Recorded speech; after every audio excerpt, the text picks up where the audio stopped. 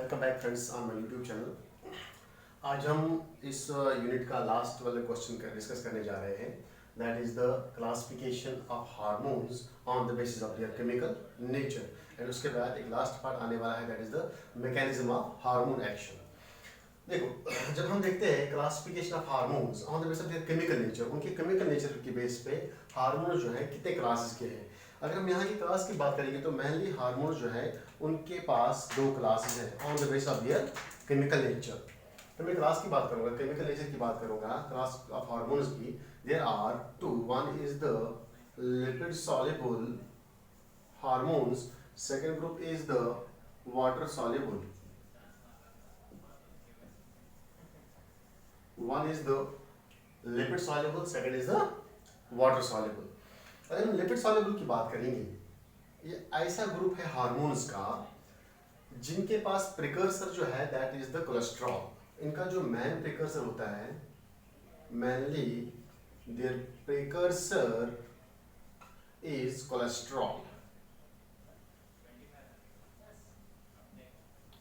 Cholesterol, ठीक है, एक फैट है ये, ठीक है। और अगर हम इनका मेन देखेंगे, लिपिड सॉल्युबल हार्मोन्स ऐसे ग्रुप ऑफ हार्मोन्स हैं जिनके रिसेप्टर्स जो है that is inside the cell, ठीक है। Receptors are, that is the binding receptors are, binding receptors are inside the cell. Cell के अंदर इनके रिसेप्टर प्रेजेंट होते हैं। For example, if this is the cell, अगर ये सेल है, ठीक है, this is the nucleus of the cell, तो इनके रिसेप्टर जो है वो यहाँ पे प्रेजेंट होते हैं। This is the receptor, this is the receptor for the hormone. बाहर से कोई हार्मोन आ रहा है, ठीक है, अगर वो सेल के अंदर जा रहा है और न्यूक्लियर मेम्ब्रेन को क्रॉस करके अपने रिसेप्टर के साथ बाइंड हो रहा है और न्यूक्लियस के अंदर अपना रिसेप्टर हार्मोन कॉम्प्लेक्स बनाता है, ठीक है। तो ऐसे हार्मोन्स का नेचर जो है वो लिपिड सॉल्युबल होता है, ठीक है, क्योंकि प्लाज्मा मेम्ब्रेन सिर्फ ऐसे ही हार्मोन्स को अंदर आने के लिए अलाउ करता है, ठीक है। तो मैं शॉर्ट में लिखूंगा, लिपिड सॉल्युबल हार्मोन्स ऐसे हार्मोन्स है सर जिनका binding receptor inside the cell present होता है, number one. Number two, their main precursor is cholesterol, ठीक है। तो अगर मैं इनके ग्रुप्स की बात करूंगा, लिपिड सॉल्युबल हार्मोन्स के जो ग्रुप्स की बात करूंगा, इनके पास, हमारे पास दो ग्रुप्स हैं इनके, ओके। इनको हम बोलते हैं steroids, steroid hormones, okay, steroid hormones, okay. और जो सेकंड ग्रुप है इन हार्मोन्स का, that is the iodothyronine. Second group is the iodothyronine, okay. One group is steroid hormone, second is the iodothyronine. ये दोनों जो है किस कैटेगरी में आते हैं? Lipid soluble. और सिंपली आप लिख सकते हो, these are also known as the fat soluble hormones.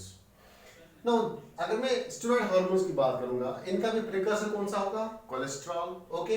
इनका भी बाइंडिंग रिसेप्टर कहां पे होगा? Inside the cell. दोनों का, चाहे वो स्टेरॉइड ग्रुप हो चाहे वो आयोडोथायरोनिन ग्रुप हो। अगर मैं इसकी एग्जांपल की बात करूंगा, स्टेरॉइड हार्मोन की नेचर की बात, जितने भी एड्रेनल कॉर्टेक्स से हार्मोन्स निकलते हैं, फॉर एग्जांपल सबसे पहले हमने कौन सा हार्मोन पढ़ा था एड्रेनल कॉर्टेक्स का? Aldosterone is the example of steroid hormone. Aldosterone is the example of lipid soluble hormone, ठीक है। Now second one is the cortisol, main glucocorticoid hormone, main role जिसका है, ठीक है, that is the cortisol। और हमने पढ़ा था weak androgens, क्लियर, जितने भी weak androgens हैं, यानी कि जो रेटिकुलर से रिलीज होता है, ठीक है, ओके, किडनी के रेटिकुलरस रीजन से, एड्रेनल कॉर्टेक्स के रेटिकुलर रीजन से। तो इसके बाद अगर हम इसकी बात करेंगे, आयोडोथायरोनिन की बात करेंगे, तो इसमें आते हैं थायरॉक्सिन, जिसको हम बोलते हैं thyroid hormones, okay. Thyroid hormone that is T3 and T4 only. इस ग्रुप में सिर्फ दो ही हार्मोन आते हैं, one is T3 and second is T4, ठीक है। चलो अगर इनका प्रिकर्सर हम देखेंगे, स्टूडेंट हार्मोन का प्रिकर्सर कोलेस्ट्रॉल है, ठीक है, इनका जो प्रिकर्सर है दैट इज कोलेस्ट्रॉल, लेकिन इनका प्रिकर्सर कोलेस्ट्रॉल है क्या? नहीं है। फिर किस बेस पे ये लिपिड सॉल्युबल है? ये इसीलिए इस बेस पे क्योंकि इनके पास टायरोसिन रिंग है, they have tyrosine ring, okay. ऐसे टायरोसिन जो है वो एरोमेटिक अमीनो एसिड है, तो इस टायरोसिन की वजह से यहाँ पे टायरोसिन जो है इसके साथ दो आयोडीन मॉलिक्यूल अटैच होते हैं, I2, ठीक है। तो इस बेस पे on the base of tyrosine amino acid, on the base of tyrosine amino acid, these are the lipid soluble hormones, iodothyronine, ठीक है। तो अब स्टेरॉयड हार्मोन के एग्जांपल कौन कौन सी है? शाबाश। One is the aldosterone, second is the cortisol, हाँ, third one is the weak androgens, ठीक है। तो इसके अलावा जो हार्मोन्स हमारे टेस्टिस से एक्सक्रीट होते हैं, one is the testosterone, okay, oestrogen and progesterone. These all groups जो मैंने यहाँ पे हार्मोन्स का नाम लिखा, these all are the lipid soluble hormones. Simple याद रखो, जो एड्रेनल कॉर्टेक्स से ये तीन हार्मोन रिलीज होते हैं, these are the lipid soluble, और जो थायराइड से थायरोक्सिन, यहाँ पे मैंने लिखा थायराइड, ये थायरोक्सिन है, थायरोक्सिन हार्मोन T3 T4 ये भी लिपिड सॉल्युबल है। इसके अलावा जो हमारे गोनेड से हार्मोन रिलीज होते हैं, testosterone from testis and oestrogen and progesterone from the ovaries, ठीक है, ये भी इस ग्रुप के अंदर आते हैं, ओके। तो these are all the lipid soluble lipid soluble hormones. अगर हम वाटर सॉल्युबल हार्मोन्स की बात करेंगे तो वाटर सॉल्युबल हार्मोन्स, एक चीज और याद रखना, जो लिपिड सॉल्युबल हार्मोन्स हैं उनको हम बोलते हैं, these are generally slow acting hormones, whereas the water soluble are fast acting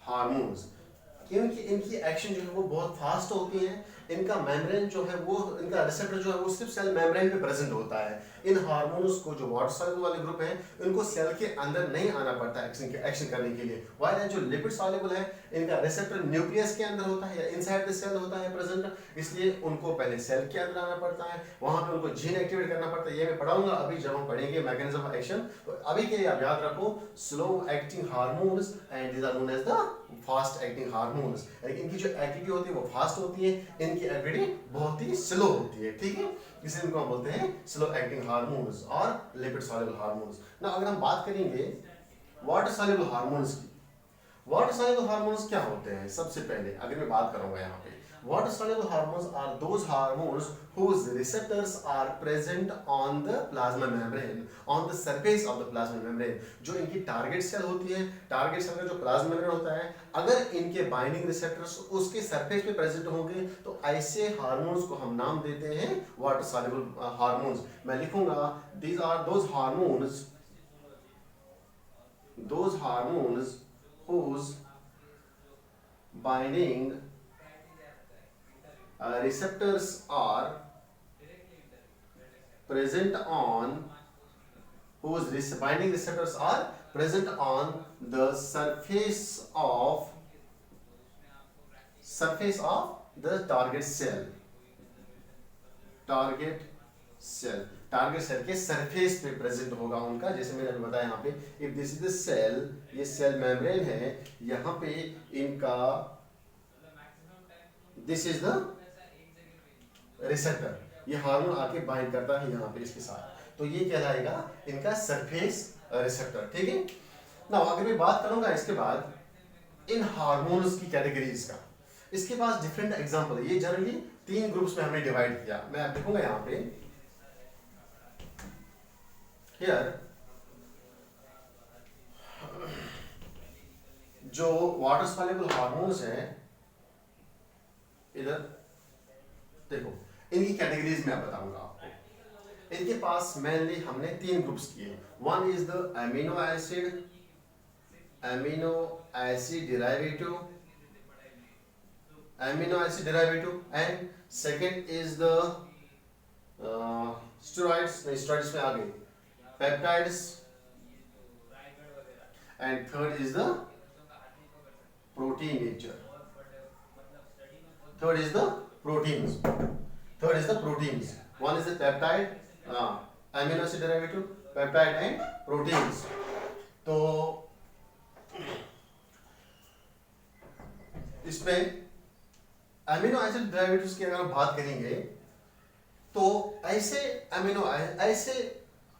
hormones जिनका जो नेचर है वो अमीनो एसिड्स का है, यानी कि these are the generally precursor of amino acid. यहाँ पे few amino acids few amino, फ्यू अमीनो एसिड्स, कुछ अमीनो एसिड्स यहाँ पे प्रेजेंट होते हैं, यानी हम लिख सकते हैं यहाँ पे विच हैज अमीनो ग्रुप, जिनके पास क्या होगा amino group, which has amino group, जिनके पास अमीनो ग्रुप होगा, ऐसे को हम बोलते हैं अमीनो एसिड डेरिवेटिव. अगर हम इनकी बात करेंगे तो इनके पास कितने अमीनो एसिड होते हैं, लॉन्ग चेन कितनी होती है, जनरली 1 to 9 अमीनो एसिड्स, यानी कि ऐसे वाटर सॉल्युबल हार्मोन्स जिनके पास 1 से 9 अमीनो एसिड सब यूनिट्स होंगे, वो आते हैं अमीनो एसिड डेरिवेटिव के ग्रुप में. ओके, तो इसकी एग्जांपल क्या है सर, अगर हम इसके एग्जांपल बताएंगे जिस ऐसे हार्मोन्स इनके पास सिर्फ 1 से 9 अमीनो एसिड डेरिवेटिव्स हैं, यानी कि हैज अमीनो ग्रुप. ठीक है, तो सबसे पहले इसमें कैटेकोलामाइंस आते हैं, that is the epinephrine and norepinephrine, epinephrine and norepinephrine जो एड्रिनल मेडुला के हार्मोन्स हैं. ठीक है, और एक है मेलानिन पिगमेंट है, ठीक है, जो MSH से रिलीज होता है. ठीक है, one is a dopamine, clear. ये चारों हार्मोन्स जो हैं ये किस कैटेगरी में आते हैं, these are from the amino acid derivative. Now अगर मैं पेप्टाइड्स की बात करूंगा तो पेप्टाइड हार्मोन्स जो है इनके पास दो ग्रुप्स होते हैं. ठीक है, one is known as the short peptides and second is the long peptide. One is short peptide and second is the long peptide. Short peptide ऐसे होते हैं, यानी कि ये भी अमीनो एसिड मॉलिक्यूल्स के होती हैं, लेकिन ये अमीनो एसिड डेरिवेटिव्स का सा लंबे होते हैं. इनमें short peptide and long peptides. यहाँ पे मैं अगर मैं शॉर्ट पेप्टाइड्स की बात करूंगा, शॉर्ट पेप्टाइड्स में जनरली 9 से, यानी यहाँ तक 9 तक आए थे, यहाँ 10 से लेकर 15 अमीनो एसिड्स होते हैं, जिनके पास ऐसे हार्मोन्स की चेन जिनके पास 10 से 15 अमीनो एसिड चेन होती है. ठीक है, अगर मैं लॉन्ग पेप्टाइड्स की बात करूंगा तो जनरली इनमें 16 से लेकर 30 अमीनो एसिड्स होते हैं. ठीक है, short peptides, amino acid derivatives, short peptides and long peptides. यानी कि अगर मैं बात करूंगा 10 से 15 शॉर्ट पेप्टाइड्स, 16 से लेकर अप टू 50, यानी कि 16 to 30 या 30 to 49, वो सभी आते हैं किसमें, लॉन्ग पेप्टाइड्स में. ठीक है, अगर मैं शॉर्ट पेप्टाइड्स की बात करूंगा यहाँ पे, शॉर्ट पेप्टाइड्स में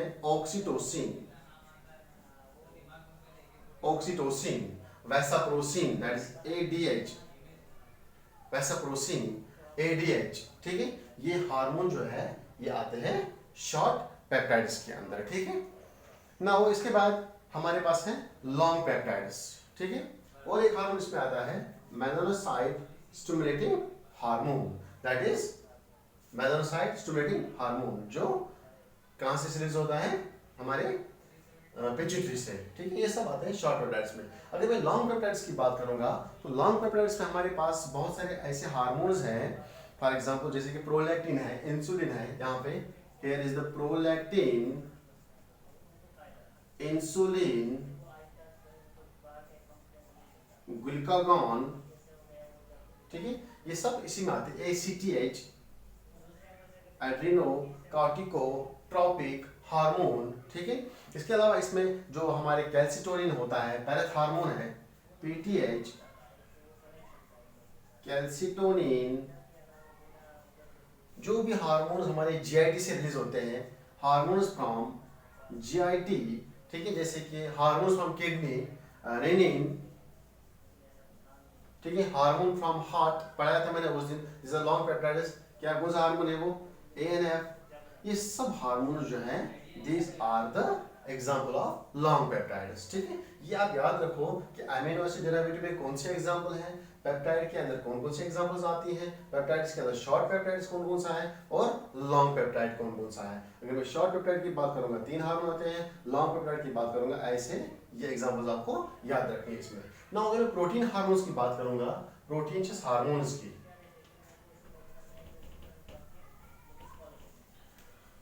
नाउ प्रोटीन हार्मोन्स ऐसे हैं जिनका जनरली मॉलिक्यूलर वेट जो है वो बहुत हाई होता है। ठीक है, प्रोटीन हार्मोन्स मैं लिखूंगा यहाँ पे, generally these have high molecular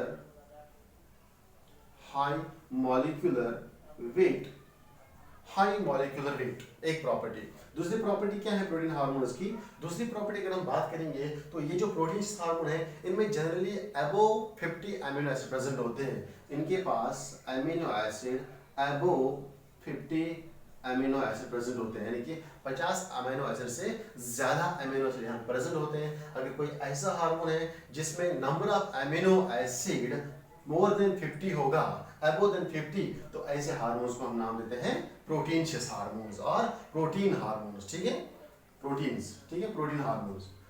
तो इसके एग्जांपल क्या है, अगर मैं इसके एग्जांपल की बात करूंगा, सबसे पहले जो भी मेजॉरिटी हाइपोथैलेमिक हार्मोन्स हैं, ठीक है, या जो भी पिट्यूटरी हार्मोन्स हैं, they all are the proteinaceous hormones. कुछ एग्जांपल मैं आपको यहाँ पे बताऊंगा। सबसे पहले इसमें आता है FSH, follicle stimulating hormone is the protein hormone.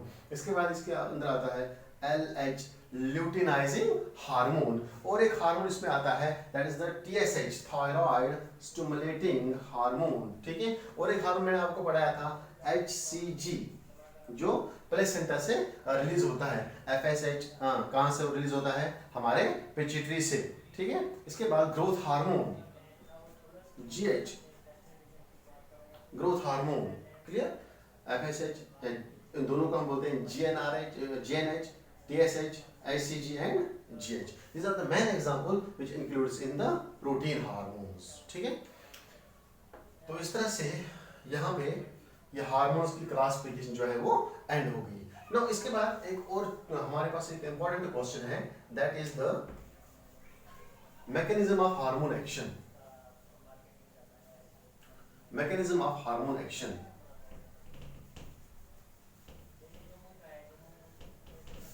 अगर मैं मैकेनिज्म ऑफ हार्मोन एक्शन की बात करूंगा,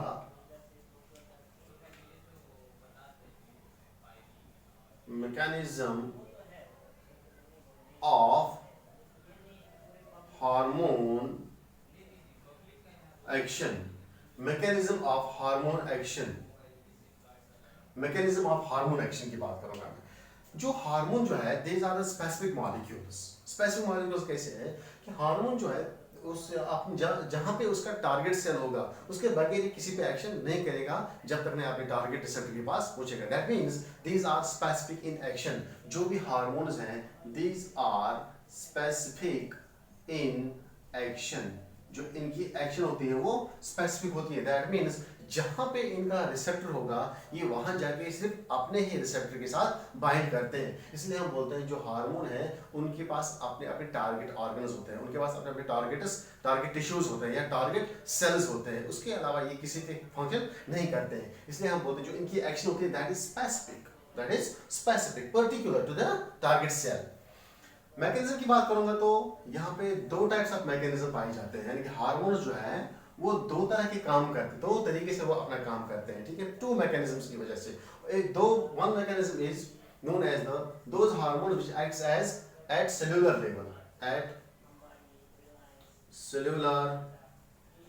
लेवल, एंड सेकंड जो है that is at gene level. One is at cellular level, second is at gene level. That means जो cellular level पे act करते हैं ऐसे हार्मोन जो है मेजॉरिटी, अभी मैंने बोला आपको, these are the fast acting hormones. These are fast acting hormones while as जो जीन लेवल पे एक्ट करते हैं these are mainly slow acting hormones, these are slow acting hormones. Okay, तो ऐसे दो डिफरेंस याद रखना। जो हार्मोन का काम है दो तरीके से अपना काम करता है ये। एक कुछ ग्रुप ऑफ हार्मोन्स ऐसा है जो सेलुलर लेवल पे एक्शन करता है और कुछ ग्रुप ऑफ हार्मोन्स ऐसे होते हैं जो जीन लेवल पे एक्ट करता है। और एक चीज याद रखो, जो सेलुलर लेवल पे एक्ट करते हैं उनका मैकेनिज्म ऑफ एक्शन जो है बहुत फास्ट होता है, इसलिए उनको हम बोलते हैं फास्ट एक्टिंग हार्मोन। और जो जीन लेवल पे एक्ट करते हैं उनको हम बोलते हैं स्लो एक्टिंग हार्मोन्स। ठीक है।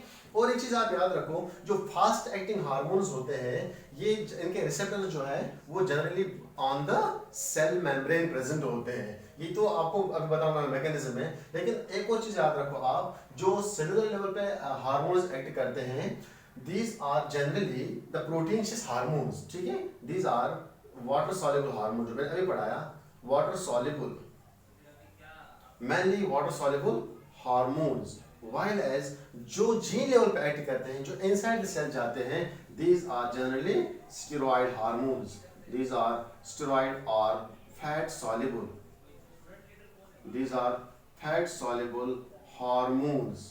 okay, water soluble hormones act करते हैं सेलुलर लेवल पे, while as the steroid और फैट soluble hormones एक्ट करते हैं जेनेटिक लेवल पे। हम यहाँ पे ऐसे ही बोल सकते हैं कि जो प्रोटीनियस हार्मोन्स हैं these proteinaceous hormones act as the cellular level. Okay, बता सकते हैं yes, these are the proteinaceous hormones, these are the protein hormones जिनका नेचर जो है वो प्रोटीनशियस होता है। ठीक है, ये चीज आप याद रखो कि ऐसे हार्मोन जो सेलुलर लेवल पे एक्ट करते हैं उनके प्रॉपर्टीज क्या क्या हैं, और जो हार्मोन्स जीन लेवल पे एक्ट करते हैं उनके प्रॉपर्टीज क्या क्या होती है। ठीक है, गुड।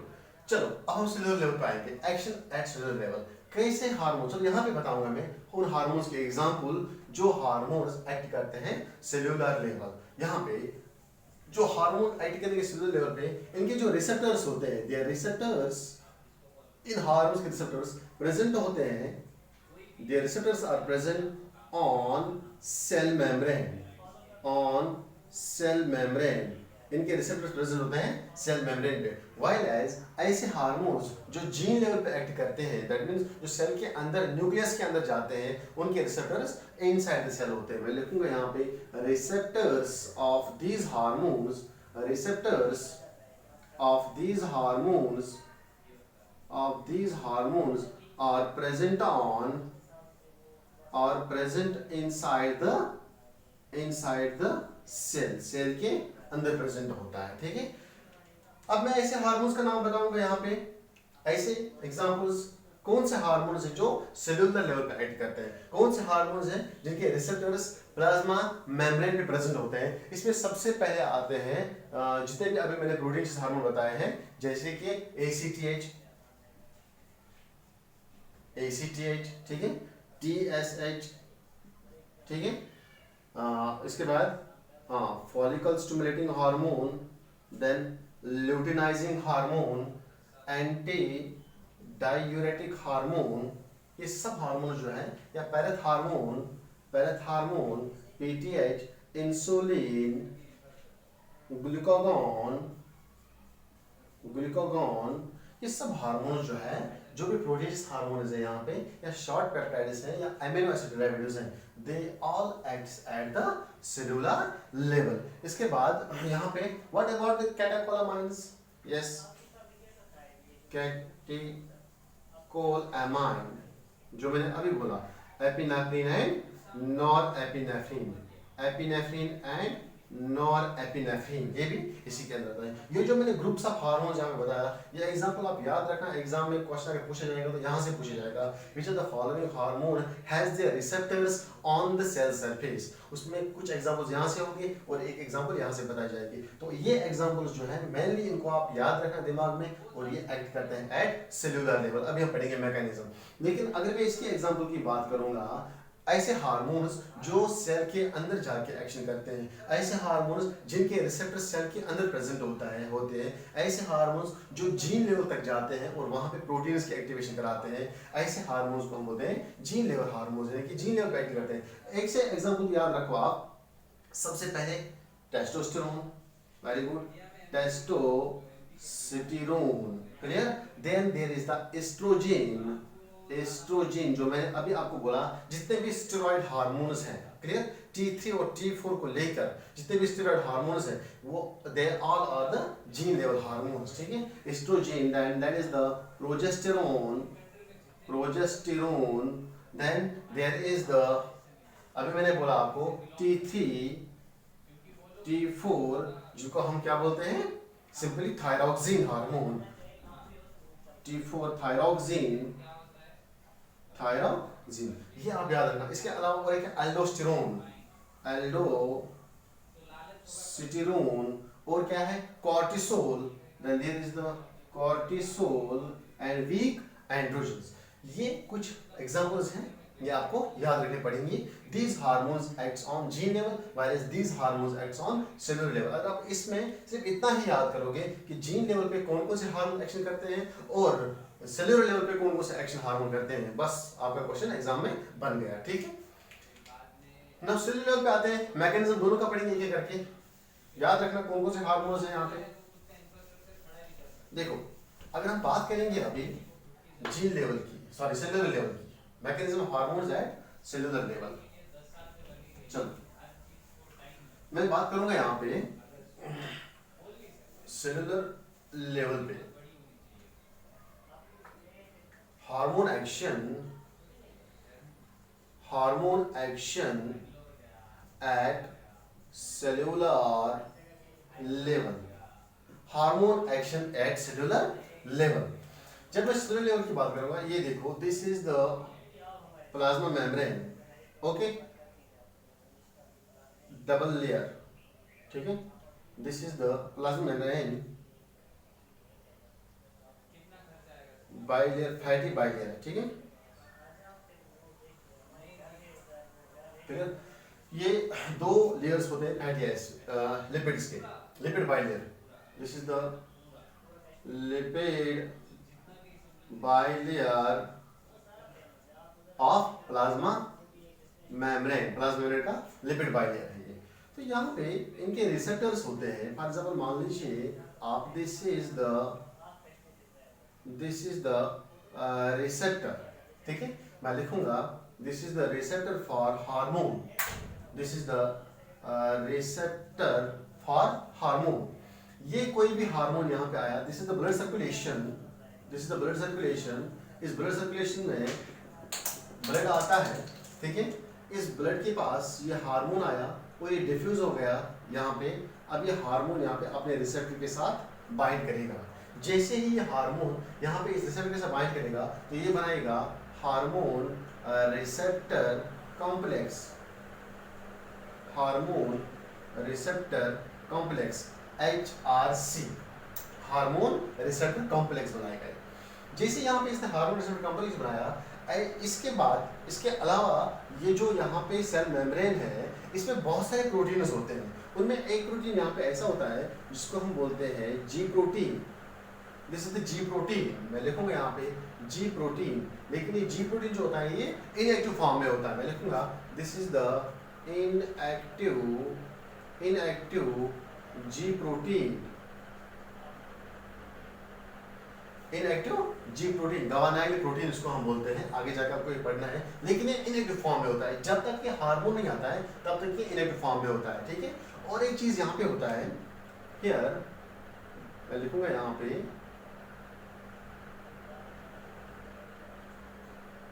ठीक है, एक एंजाइम होता है, इसको हम बोलते हैं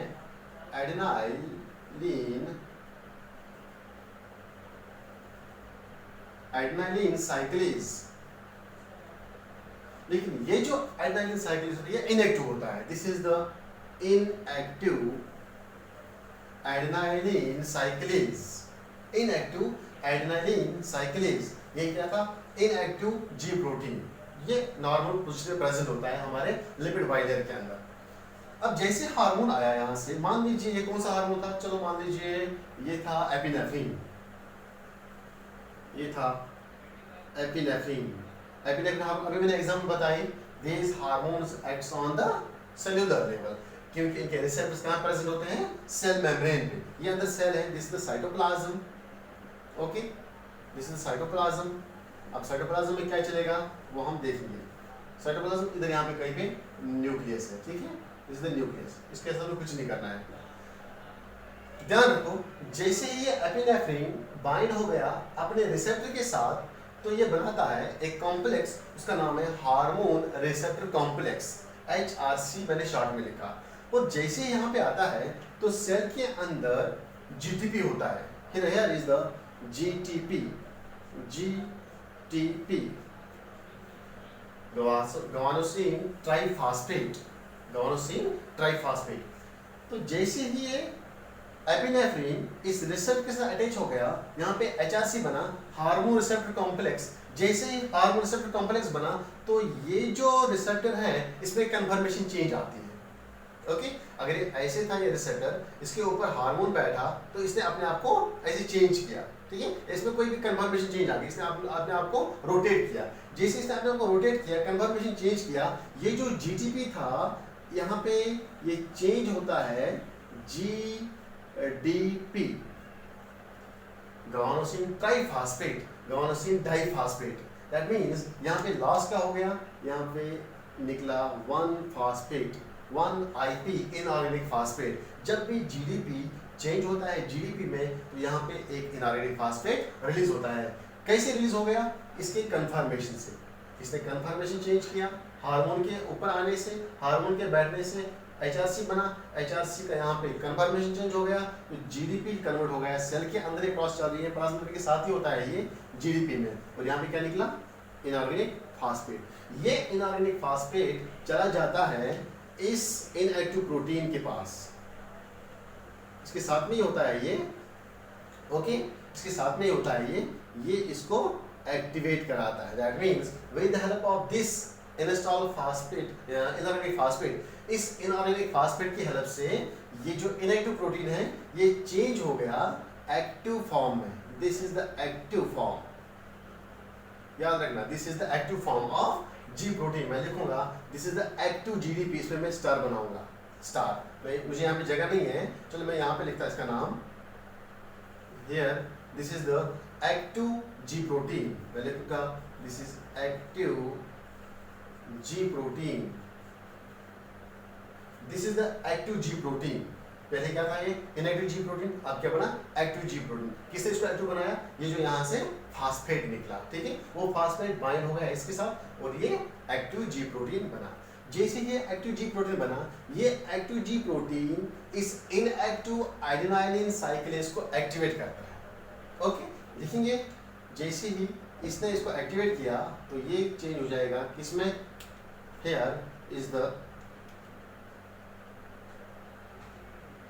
सेकेंड, मैं लिखूंगा अब ऐसे, दिस इज द एक्टिव, अब ये एक्टिव एडेनालिन साइक्लेज है, this is the active adenylyl cyclase, active adenylyl cyclase, clear.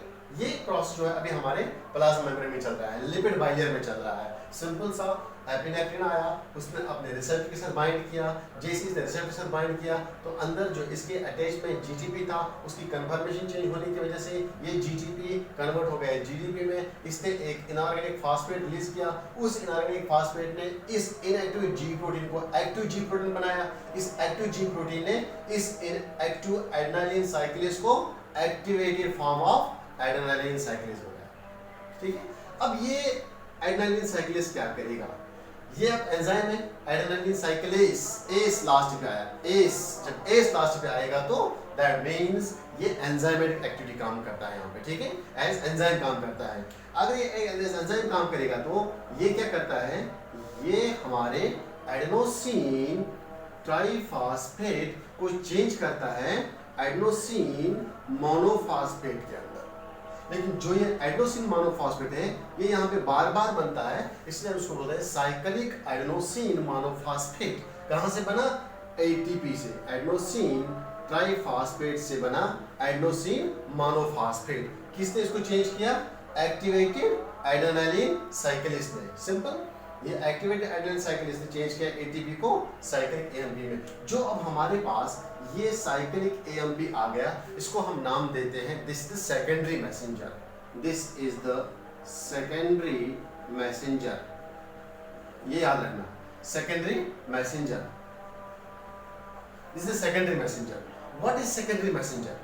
क्या है secondary messenger? Sir secondary messenger ऐसा प्रोटीन है या एक ऐसा मैसेंजर है जो अभी तक देखो, अभी तक एक प्रोसेस चल रही थी, एक दूसरे को एक्टिवेट कर रहा था, दूसरे तीसरे को एक्टिवेट कर रहा था, तीसरे, ये प्रोसेस यहाँ तक चल रही है प्लाज्मा मेम्ब्रेन के अंदर।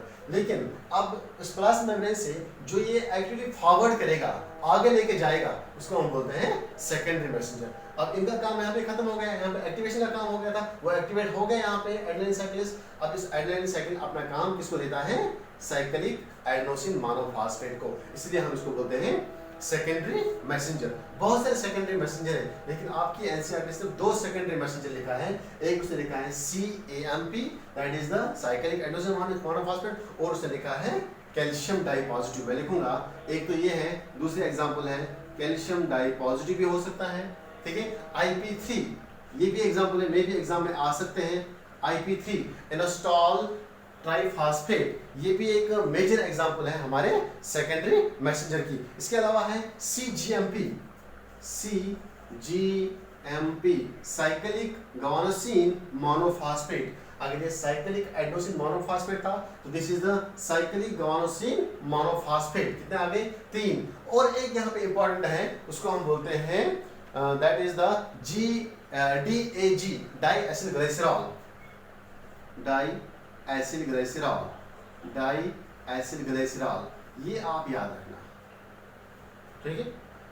एग्जाम में पूछ सकते हैं। मैंने अभी देखा बहुत बार ऐसे क्वेश्चंस आए थे कि जिनमें ये भी था which of the following is not a secondary messenger, उसमें ये एक दिया था, बाकी नहीं दिए थे, बाकी 3 के फालतू दिए थे, ठीक है। Which of the following is not a secondary messenger, या ऐसे भी क्वेश्चन आ सकता है which of the following is secondary messenger। अगर आपको इन चीजों का नाम मालूम होगा तो इजीली आप क्वेश्चन कर सकते हो। Number 1 is CAMP, number 2 is calcium dipositive, number 3 is inositol triphosphate, number 4 is CGMP cyclic guanosine monophosphate, and number 4 is 1 2 3 4 5th, number 5th is diacyl glycerol। मैं लिखूंगा this is डाइएसिल ग्लिसरॉल, ये इसका full form है, डाइएसिल glycerol, ठीक है। ये मैंने थोड़ा सा एक्स्ट्रा में बताया क्योंकि ये इंपॉर्टेंट पॉइंट है, ये आ सकता है एग्जाम में, इसको यहाँ पे हमें काम नहीं है। आपके एनसीईआरटी दिया है CAMP, तो CAMP as a secondary messenger, लेकिन जो मैंने यहाँ पे लिखे थे वो 5 याद रखना, एज ए सेकेंडरी मैसेंजर काम करते हैं वो। नाउ कहानी आई थी हमारे यहाँ तक के, ठीक है। CAMP बना, ये CAMP क्या करता है? अब ये आगे जाके अब दूसरे रिएक्शन को फॉरवर्ड करता है। देखो ये जो अंदर चल रहा है, इसके अंदर जो चल रहा है, इसको हम बोलते हैं कैस्केड रिएक्शन। अगर आपको याद होगा जब मैंने ब्लड क्लॉटिंग पढ़ाया था, ब्लड क्लॉटिंग में मैंने एक वर्ड यूज किया था cascade reaction. Cascade reaction means हो गया जब एक सीरीज ऑफ रिएक्शंस एक दूसरे के ऊपर डिपेंड हो। सेल के अंदर जब सीरीज ऑफ रिएक्शन चलती है, फॉर एग्जांपल मैं आपको कैस्केड रिएक्शन समझाऊंगा। This is A plus B, इन्होंने बनाया C, इस C की हेल्प से D जो है वो चेंज हो गया E में, इस E की हेल्प से जो F है वो चेंज हो गया G के अंदर। दैट मींस ये जो रिएक्शन है ये एक सीक्वेंशियल ऑर्डर्ड रिएक्शन है, ठीक है। A प्लस B डिपेंड है, बना रहा है C जो D और E की रिएक्शन वो डिपेंड है C पे, जो F और G के बीच में रिएक्शन वो डिपेंड है E पे। अगर यहाँ पे एक भी फॉर एग्जांपल यहाँ पे स्टेप मतलब इनएक्टिव हो गया, एक भी स्टेप यहाँ पे हम निकाल देंगे, पूरी की पूरी रिएक्शन जो है वो नहीं हो पाएंगे। ऐसे रिएक्शंस को हम नाम देते हैं कैस्केड रिएक्शन। इसलिए यहाँ पे भी क्या मैं बोल सकता हूँ इसके अंदर अभी कैस्केड रिएक्शन चल रही है? यस। क्यों? अभी हमने देखा, देखो ये एक्टिवेट हो गया, इसने इसको एक्टिवेट किया, इसने इसको एक्टिवेट किया, इसकी वजह से ये एक्टिवेट हो गया, इसकी वजह से एटीपी चेंज हो गया साइक्लिक एएमपी में। तो साइक्लिक एएमपी हमारे पास क्या है? ये सेकेंडरी मैसेंजर। अब क्या करेगा साइक्लिक एएमपी क्या करेगा? अब ये सेकेंडरी एएमपी ये प्लाज्मा चल रहा है अभी साइटोप्लाज्म के अंदर, ठीक है, जैसे सेल मेम्ब्रेन ये साइटोप्लाज्म के अंदर चल रहा है। ये CAMP क्या करेगा? अब यहाँ पे एक और प्रोटीन बैठा है, यहाँ पे दिस इज द प्रोटीन, ये प्रोटीन है बैठा है यहाँ पे, बहुत ही मायूस है। क्यों? क्योंकि ये इनएक्टिव है। इसको हम बोलते हैं protein kinase. Okay, this is known as the protein kinase. ये प्रोटीन काइनेज जो है मैं लिखूंगा यहाँ पे, this is protein kinase A, इसका नाम है protein kinase A, but this is inactive. मैं लिखूंगा यहाँ पे this is inactive, inactive protein kinase A. ये इनएक्टिव प्रोटीन काइनेज ए को चेंज किया जाता है एक्टिव प्रोटीन काइनेज ए। देखो इनएक्टिव था, जब भी सेल के अंदर काम नहीं है, यानी कि जैसे जब तक सेल को सिग्नल नहीं मिलेगा तब तक जितने भी इसके अंदर एंजाइम्स होते हैं, जितने भी इसके अंदर प्रोटीन्स होते हैं, वो हमेशा सोए रहते हैं, दैट इज इनएक्टिव होते हैं। वो उन हार्मोन्स, उन एंजाइम्स को, उन प्रोटीन्स को एक्टिव करने के लिए सेल को सिग्नल की जरूरत होती है। ठीक है, ये हर सेल के साथ ऐसा होता है। अब ये सिग्नल कौन देगा इसको? ये CAMP क्या करेगा? ये CAMP क्या करेगा? इस इनएक्टिव प्रोटीन काइनेज को कन्वर्ट करेगा एक्टिवेटेड फॉर्म में, एक्टिन प्रोटीन काइनेज ए। नाउ अब हमारे पास एक्टिव प्रोटीन काइनेज ए है। अब ये एक्टिव प्रोटीन काइनेज ए क्या करेगा काम? नाउ यहां पे एक और एंजाइम होता है, उसको हम बोलते हैं glycogen phosphorylase. Glycogen phosphorylase, glycogen फास्फोराइलेज।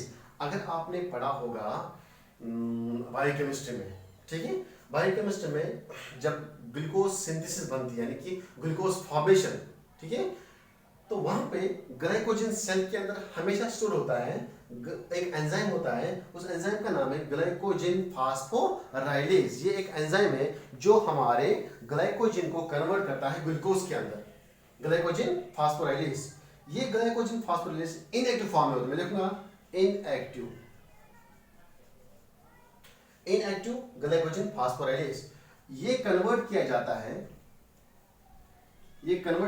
है, active form of active glycogen phosphorylase. मैं लिखूंगा एक्टिव ग्लाइकोजन फास्फोराइलेज। जब भी एंजाइम को एक्टिव किया जाता है तो ये एंजाइम अब काम करने के काबिल रहता है, अभी काम करेगा। ये काम किसने किया? इनएक्टिव ग्लाइकोजन फास्फोराइलेज को चेंज करना एक्टिव ग्लाइकोजन फास्फोराइलेज में, ये काम किया हमारे एक्टिव प्रोटीन काइनेज ए ने। ये काम किया प्रोटीन काइनेज, प्रोटीन्स का नाम है, डरना नहीं है, सिंपली प्रोटीन्स का नाम याद रखना है। ये काम किया किसने? प्रोटीन काइनेज ए ने। दैट मींस प्रोटीन काइनेज ए ने ग्लाइकोजन, इनएक्टिव ग्लाइकोजन फास्फोराइलेज एक एंजाइम है, उसको कन्वर्ट किया एक्टिव फॉर्म ऑफ ग्लाइकोजन फास्फोराइलेज के अंदर। ना जब तक ना सेल के अंदर एक्टिव ग्लाइकोजन फास्फोराइलेज होगा तब तक ये सेल जो है ग्लाइकोजन को ग्लूकोज के अंदर चेंज नहीं करेगी। नाउ यहां पे glycogen, now this is the glycogen, इस ग्लाइकोजन को अब चेंज करना है ग्लूकोज के अंदर। ये काम कौन करेगा? ये काम करेगा जो हमारे यहां पे एक्टिवेटेड ग्लाइकोजन फास्फोराइलेज आया। ठीक है, जैसे ही सेल ने ग्लूकोज बनाया, अब ये ग्लूकोज जो है आउटसाइड द सेल, अभी सेल के बाहर चला जाएगा। क्यों? इसीलिए क्योंकि यहाँ पे ग्लूकोज बना, synthesis of glucose from glycogen. ये काम किसने किया? एपिनेफ्रिन ने। याद करो जब मैंने आपको एड्रिनल हार्मोन्स पढ़ाए थे, ठीक है, एड्रिनल कॉर्टेक्स के हार्मोन्स, और मैंने आपको पढ़ाए एड्रिनल मेडुला के हार्मोन्स। एड्रिनल मेडुला के हार्मोन मैंने आपको बोला ये एपिनेफ्रिन, नॉन एपिनेफ्रिन तब रिलीज होते हैं जब स्ट्रेस आता है हमारी बॉडी के ऊपर, जिनको हम बोलते हैं इमरजेंसी हार्मोन। ठीक है, हमारी बॉडी का जो बीएमआर है फास्ट हो जाता है, उस समय सेल को जो सेल के अंदर स्टोर्ड ग्लाइकोजन होता है वो कन्वर्ट करना पड़ता है ग्लूकोज में। ठीक है, तो इस तरह से वो मैकेनिज्म होता है यहाँ पे। इस तरह से एक हार्मोन जो है वो सिर्फ सेल के बाहर ही आया, अटैच हुआ वो अपने रिसेप्टर के साथ, वो सेल, वो जो हार्मोन है वो सेल के अंदर यहाँ पे नहीं आया। देखो यहाँ पे कहीं आपको आया नजर हार्मोन? नहीं, हार्मोन ने अपना काम यहाँ पे किया, लेकिन इफेक्ट कहाँ पे आया? लास्ट प्रोडक्ट के पास। दैट मींस अगर ये हार्मोन नहीं आता, ये ग्लूकोज यहाँ पे नहीं बनता। क्लियर? आपकी एनसीईआरटी ने यहाँ पे एक एग्जाम्पल लिखा FSH, फॉलिकल स्टिमुलेटिंग हार्मोन। ठीक है, जैसे ही फॉलिकल, अगर यहाँ पे फॉलिकल स्टिमुलेटिंग हार्मोन होगा तो लास्ट में इफेक्ट क्या होगा? Follicular growth. जो फॉलिकुलर सेल्स होते हैं, क्लियर, ओवरी के अंदर जो फॉलिकुलर सेल्स होते हैं उनकी ग्रोथ होती है, ठीक है, और वो बाद में ग्रेफिन फॉलिकल बनाता है, लेकिन मैच्योर फॉलिकल बनाता है जो फिर एग रिलीज करता है। आपके एनसीईआरटी ने वही एग्जांपल लिखी है, ठीक है, वो भी याद रखो। और जो एक्चुअल मैकेनिज्म होता है यहाँ पे, जैसे एक हार्मोन रोल प्ले करता है, मैंने यहाँ पे सिर्फ एक एग्जांपल, एक हार्मोन का example the, that is the epinephrine which is the cellular level hormone, जो प्लाज्मा, जिसका जो रिसेप्टर है वो प्लाज्मा मेम्ब्रेन पे होता है, ठीक है। इस तरह से ये ग्लूकोज जो है, जब यहाँ पे ग्लाइकोजन से ग्लूकोज बना, ये ग्लूकोज सेल से बाहर जाएगा और कहाँ उसको जाना होता है, वहां पे ये अपने टारगेट टिश्यूज के पास जाएगा, ठीक है। So this was all about the hormone action at cellular level, ठीक है। तो इस तरह से, इसीलिए हम इन हार्मोन्स को बोलते हैं these are the fast acting hormones, क्योंकि उनको सेल की न्यूक्लियस के अंदर नहीं जाना पड़ता है, वो यहाँ से अपना फंक्शन करते हैं, यहाँ से अपना काम शुरू करते हैं। तो अब मुझे बोलो, क्या ये रिएक्शन जो ये कैस्केड रिएक्शन है? यस, देखो यहाँ से स्टेप स्टार्ट होता है, ये डिपेंड है इस पे, यहाँ से आईपी निकला, इसने इसको एक्टिव किया, इसने दूसरे को एक्टिवेट किया, यहाँ पे सीआईपी बना, सेकेंडरी मैसेंजर ये रिएक्शन कराया, यहाँ पे एक्टिव प्रोटीन काइनेज बना, इस एक्टिव प्रोटीन काइनेज ने ये रिएक्शन कराई, यहाँ पे एक्टिव ग्लाइकोजन फास्फोराइलेज एंजाइम बना, इस एक्टिव ग्लाइकोजन फास्फोराइलेज से क्या किया, ग्लाइकोजन जो सेल स्टोर था वो चेंज किया ग्लूकोज के अंदर। अब इमेजिन करो 2 मिनट के लिए, अगर ये एपिनेफ्रिन यहाँ नहीं होता, क्या ये रिएक्शन होती? बिल्कुल भी नहीं होती। तो इसलिए यहाँ पे it was all about the hormone action at cellular level. सिर्फ ये याद रखना किसने कहाँ पे किसको चेंज किया, ओके, शाबाश। नाउ छोटा सा पार्ट है इसका, that is the mechanism of hormone action eight gene level. अब जीन लेवल पे हार्मोन क्या करेगा, कैसे करेगा फंक्शन।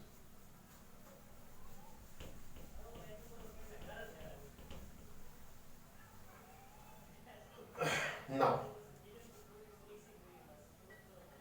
अब देखो, hormone action eight gene level, hormone action eight gene level. अब जीन लेवल पे हार्मोन जो है वो कैसे एक्शन करते हैं, फिर भी वैसे बनाऊंगा मैं। This is the lipid bilayer of plasma membrane, मैं लिखूंगा this is the lipid bilayer of plasma membrane, ठीक है।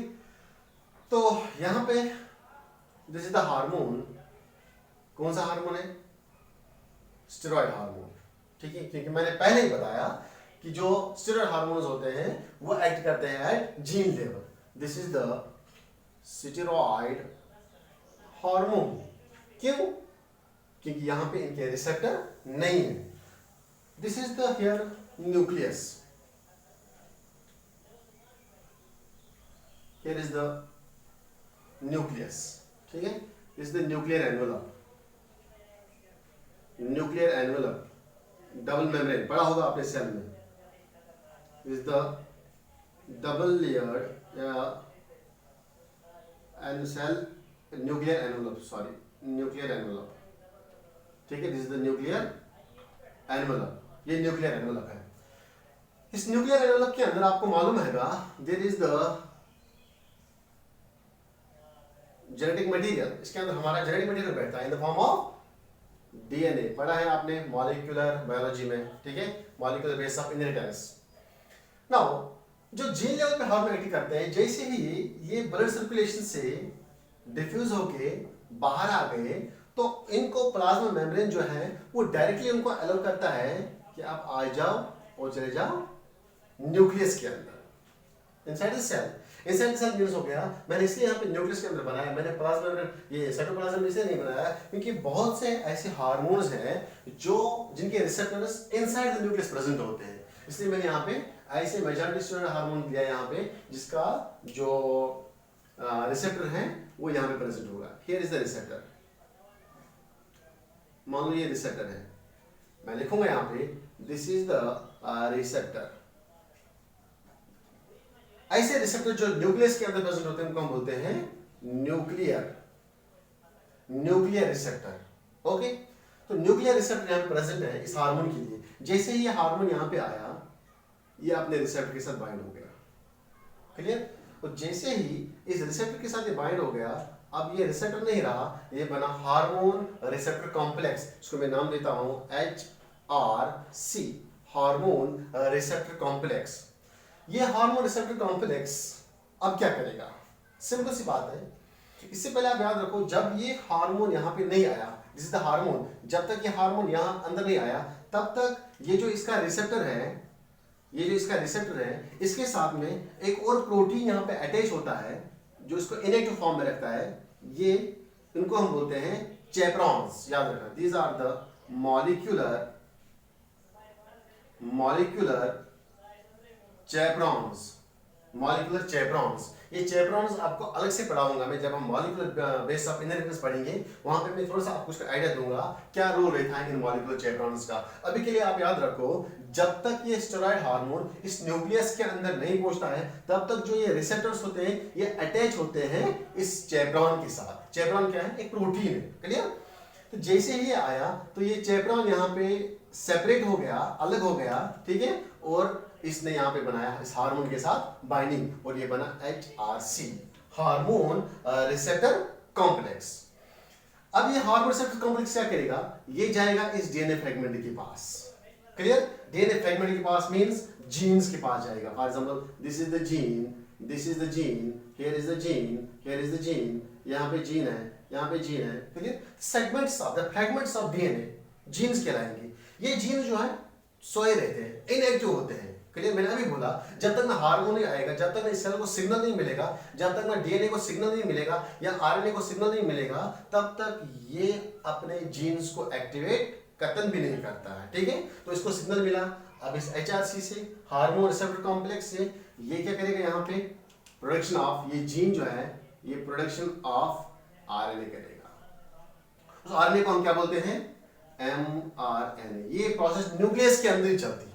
जब भी डबल स्ट्रैंडेड डीएनए से सिंगल स्ट्रैंडेड mRNA बनता है तो प्रोसेस का नाम क्या है? इस प्रोसेस का नाम है ट्रांसक्रिप्शन। वेरी गुड, आपने पढ़ा होगा, this is known as transcription. तो यहां पे ट्रांसक्रिप्शन काज करता है ये हार्मोन। क्यों? क्योंकि ये डबल स्ट्रैंडेड डीएनए का एक्ट करती है, वहां के जीन्स को एक्टिवेट करने के बाद mRNA बनाता है, मैसेंजर आरएनए। इसके बाद ये मैसेंजर आरएनए जो है, this messenger RNA goes to outside the nucleus, goes to the outside the nucleus. अब ये न्यूक्लियस के बाहर आएगा, जैसे ही न्यूक्लियस के बाहर आएगा तो यहाँ पे इसकी ट्रांसलेशन हो जाएगी। That means it will change into active protein. Now this is the protein. अब इसने क्या बनाया? Protein. This is the protein. जब भी mRNA से प्रोटीन बनता है तो प्रोसेस का नाम क्या लेते हैं हम? Translation. That is here this process is known as translation. This process is known as translation, उसको हम बोलते हैं ट्रांसलेशन। याद रखना, जब भी डबल डीएनए से, डबल स्ट्रैंडेड डीएनए से mRNA बनता है तो ट्रांसक्रिप्शन, और जब mRNA से प्रोटीन बनता है तो ट्रांसलेशन। ये ट्रांसलेशन आउटसाइड द न्यूक्लियस होता है, क्योंकि यहाँ पे mRNA न्यूक्लियस के बाहर आता है और ये प्रोटीन बनाता है। जो प्रोटीन यहाँ पे बनेगा उस प्रोटीन में इंफॉर्मेशन होती है कि तुझे कौन सा रेस्पॉन्ड करना है, तुझे कौन सा रेस्पॉन्ड करना है। तो ये प्रोटीन जो इसके अंदर इंफॉर्मेशन होगी ये उसी जैसे रेस्पॉन्ड करेगा। अगर इसके पास इंफॉर्मेशन होगी कि तेरे को सेल की ग्रोथ करानी है, क्लियर? अगर इसके पास ये इंफॉर्मेशन होगी कि तेरे को टेस्टोस्टेरोन यानी स्पर्मेटोजेनेसिस कराना है, जैसे कि टेस्टोस्टेरोन आता है, क्लियर? जैसे कि कोर्टिसोल आता है, जैसे कि एस्ट्रोजन है, जैसे कि प्रोजेस्टेरोन है, वो सब हार्मोन्स ऐसे ही एक्शन करते हैं, ठीक है? जीन लेवल पे एक्शन करते हैं। स्टेरॉइड हार्मोन्स या T3 T4 होगा, वो भी ऐसे एक्शन करते हैं। तो जैसे यहाँ पे प्रोटीन आया, प्रोटीन जैसे क्या करेगा? ये रेस्पॉन्स करेगा। रेस्पॉन्स क्या होगा? सेल मेटाबॉलिज्म करेगी, या तो एनाबॉलिज्म या कैटाबॉलिज्म, ठीक है? जो भी इसके पास इंफॉर्मेशन होगा। तो इस तरह से आप याद रखो, सिंपली कुछ नहीं याद रखना है कि एक स्टेरॉइड हार्मोन जब ब्लड से आके डिफ्यूज होता है, इसका receptor inside the nucleus present, this is nucleus, this is the nucleus, ये न्यूक्लियस न्यूक्लियर एनवेलप है। तो इसका जो रिसेप्टर होता है वो न्यूक्लियस के अंदर प्रेजेंट होता है। जैसे ही इसके न्यूक्लियस के अंदर आता है ये, तो ये बनाता है हार्मोन रिसेप्टर कॉम्प्लेक्स। ये हार्मोन रिसेप्टर कॉम्प्लेक्स जाता है हमारे डबल स्ट्रैंडेड डीएनए के पास और वहां पे जीन्स की एक्टिवेशन कराता है, दैट इज वहां पे ट्रांसक्रिप्शन कराता है। ट्रांसक्रिप्शन में क्या करता है ये एमआरएनए फॉर्मेशन करता है और इस एमआरएनए से फिर मैच्योर प्रोटीन बनता है। ठीक है, मैच्योर प्रोटीन बनते ही मैच्योर प्रोटीन क्या करेगा, it shows the response to cell. अब ये सेल को रेस्पॉन्स देगा कि तुझे क्या करना है। Okay, so this was all about the chemical coordination and integration. इस तरह से हमारा आज का ये टॉपिक भी खत्म हो गया और जो हमारा इन प्रोग्रेस चैप्टर चल रहा था केमिकल कोऑर्डिनेशन इंटीग्रेशन, तो ये यहाँ पे खत्म हो गया। अब इस चैप्टर के लास्ट एंड पे मैं आपसे बोलना चाहता हूँ कि कोई भी अगर डाउट होगा, आप मैंने यहाँ तकरीबन 14-15 लेक्चर अपलोड किए हैं इसके ऑनलाइन, तो वो आप एक एक करके देखो और जहाँ पे भी आपको एंडोक्रिनोलॉजी में कोई भी दिक्कत हो, कोई भी डाउट हो, तो मुझे कमेंट सेक्शन में आप पूछिएगा आराम से। तो जहाँ पे भी मुझे इम्प्रूवमेंट करने की जरूरत होगा वहाँ पे मैं इम्प्रूवमेंट करूँगा। तो लेकिन आपसे सिर्फ एक गुजारिश करता हूँ मैं कि इन लेक्चर्स को अच्छे से पढ़ो, क्योंकि अगर आप इतना ही याद रखोगे तो इसके अलावा नीट में नहीं आने वाला है, ना कभी आया ही है। ठीक है, तो इन चीज़ों पे ध्यान दो, इन चीज़ों को बार बार रिवाइज करो, इंशाल्लाह everything would be positive. Okay, thank you very much.